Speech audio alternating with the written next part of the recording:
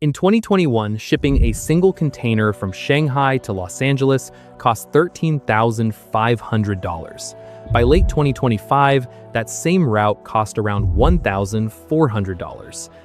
That is a 90% collapse in less than 4 years. Maersk, the world's second-largest shipping line, just cut 1,000 jobs and reported lower profits despite shipping more containers than ever before. The industry is in one of its worst rate environments in a decade. And in 2025, the global shipping industry placed more orders for new ships than in any year in recorded history. That is not a typo. The year shipping companies were losing money on freight rates was also the year they broke every single order book record in history. More ships commissioned than in 2021, when rates were at their all-time peak. More ships than any year before. To understand why this is rational, you first have to understand how the shipping industry destroyed itself with its own profits. In 2020 and 2021, a collision of events created the most profitable 2 years in the history of container shipping. Pandemic stimulus drove a surge in consumer goods demand. Manufacturing was disrupted. Ports were congested. Ships were sitting idle waiting for berths. The result was a supply shortage so severe that shipping lines could charge almost anything they wanted. MSC, the Mediterranean shipping company, reported profits exceeding $25 billion across 2021 and 2022 combined. Maersk made more in those 2 years than in the previous decade. Every major carrier was printing money. They did what every business does with a cash windfall. They invested it in capacity to capture even more market share. The industry placed orders for over 800 new container ships, representing more than 7 million TEUs of additional capacity. Not because the demand was going to stay at pandemic levels. Everyone in shipping knew rates would eventually normalize. They ordered because they believed whoever had the most ships when demand recovered would control the market. The problem is that ships take 2 to 3 years to build after ordering. Every ship ordered in 2021 started arriving between 2023 and 2026, and by the time they arrived, demand had already collapsed. Between 2022 and 2025, global container shipping capacity grew by 27%. Cargo volumes over the same period grew by 8.5%. That gap is what a structural oversupply crisis looks like. On the main east-west routes, carriers are operating with roughly 10% more capacity than cargo available to fill it. In most industries, a 5% surplus is enough to crater prices. At 10%, rates go into freefall. The math is brutal.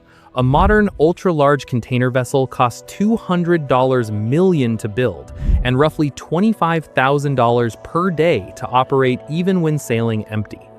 Every day that ship sails with unfilled boxes is money going directly into a fire. So why is anyone ordering more ships right now? The answer is one of the most counterintuitive incentive structures in global business. Ordering ships when the market is oversupplied is not irrational. For a major carrier, it may be the only rational move. Reason one is the arms race. Container shipping is an industry where scale determines survival. The carrier with the newest, most fuel-efficient ships has the lowest cost per container moved. When rates compress and margins shrink, the carriers still breaking even are the ones with modern fleets. The carriers running 10-year-old ships face an escalating cost disadvantage on every single voyage. If you stop ordering ships and your competitors do not, you wake up in 2028 with an aging fleet and a competitor who can move cargo for $50 less per box. In a market where customers choose purely on price, that is an existential threat. Reason two is regulatory pressure. The IMO Carbon Intensity Indicator, which came into force in 2026, penalizes ships based on their fuel efficiency per cargo mile. Ships that do not meet the standard face mandatory slow steaming requirements that reduce their earning potential or retrofitting costs that can run into the millions. Every new ship being ordered today is built to exceed that standard. Every old ship in the fleet is increasingly expensive to operate as the regulations tighten year after year. Reason three is shipyard access. The major Korean and Chinese shipyards that build these vessels are booking out to 2029 and beyond. If you do not secure your slot now, you cannot get a ship in time for the next market upcycle. And the carriers who have no ships to deploy when demand recovers will lose customers to competitors who do. You are ordering ships in 2025 to be competitive in 2028, not today. The obvious solution is to scrap old ships fast enough to offset the new ones arriving. The industry knows this. Maersk CEO Vincent Clerc publicly called for more scrapping across the industry in early 2026. But here is why the math does not work. A container ship ordered for $200 million in 2021 is worth approximately $80 million in today's second-hand market.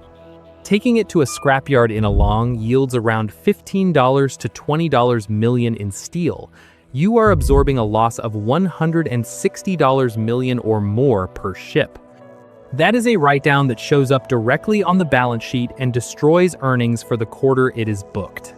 For a company already reporting declining profits, voluntarily booking massive write-downs to scrap ships it just spent years building is an extraordinarily difficult sell to shareholders. So the ships stay in service, rates stay depressed, and the cycle continues. There is one more factor making this worse than it would otherwise be. The Trump administration's tariff policy, which pushed effective U.S. tariff rates on Chinese goods to their highest levels since the 1930s, caused container bookings from China to the United States to fall by over 60% within weeks in April 2025.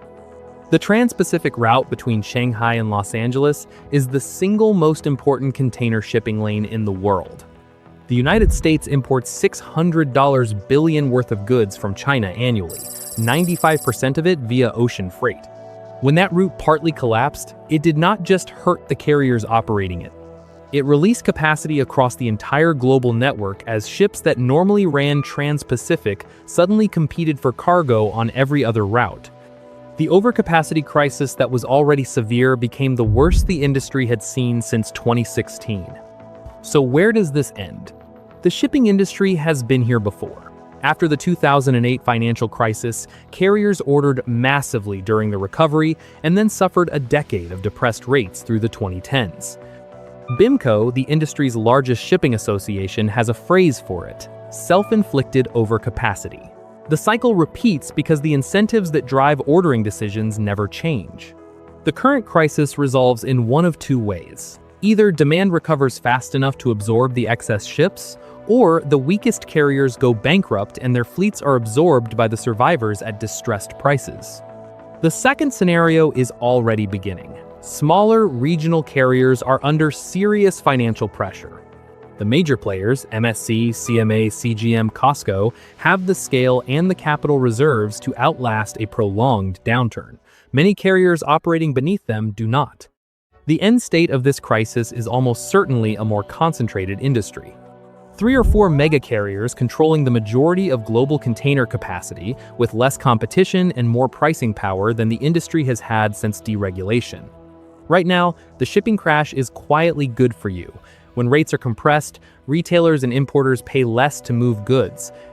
That pressure filters through supply chains and keeps the prices of electronics, clothes, and imported food slightly lower than they would otherwise be.